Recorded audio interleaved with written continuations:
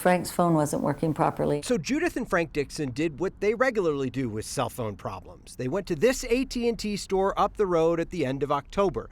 But this trip was different. The young man who helped us, started looking through things, and he said, I don't know what's going on, but did you purchase such and such on such a day? iPods and another iPhone, a very expensive iPhone, and a computer and a watch. And I said, no, you've got the wrong people. We didn't purchase any of that stuff. But their account said they did. It was a total of over $3,000. The manager at that store told them to file a fraud claim with AT&T. I was on the telephone with the fraud of AT&T for almost 3 hours. I spoke to 3 separate people. 2 days later, she got an email. Claim denied. And I felt desperate with every effort that I made. Judith wasn't getting anywhere. So this is what this dining room table has looked like for months.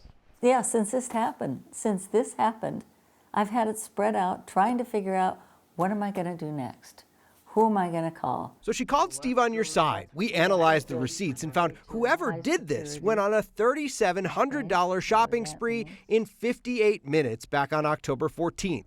At 3:05 p.m. that day, they bought 2 pairs of AirPods totaling $500 at this store in Sheridan. 9 minutes later, at the same store, a $1,500 iPad. 44 minutes after that, an $1,100 iPhone at a store in Littleton. 5 minutes after that, a $650 Samsung watch. For each of those purchases, the crook only paid taxes in cash and put the rest on installment plans on Frank and Judith's account, which meant their monthly bill jumped from a little over $100 to... This bill is total $449. Judith thought she might have to pay it. It has been the most stressful thing that we've been through. Until Steve on Your Side contacted AT&T. And while we were at their house, the phone rang. Hello, this is Judith. Kevin from AT&T was incredibly helpful, but asked that Steve on Your Side not record his voice as we talked through the bill. I've filed a claim with the fraud. He removed the fraudulent items, and when we later asked AT&T why it took us getting involved to make this right for Judith,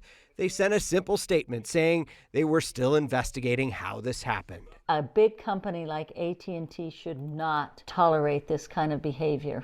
And that's why I got Channel 9 involved, because I could not handle this by myself.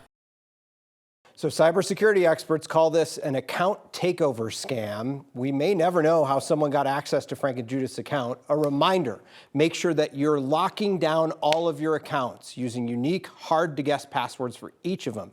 If your accounts offer 2-factor verification where they text you a code to log in, sign up for that verification and never give that code to anyone who asks for it.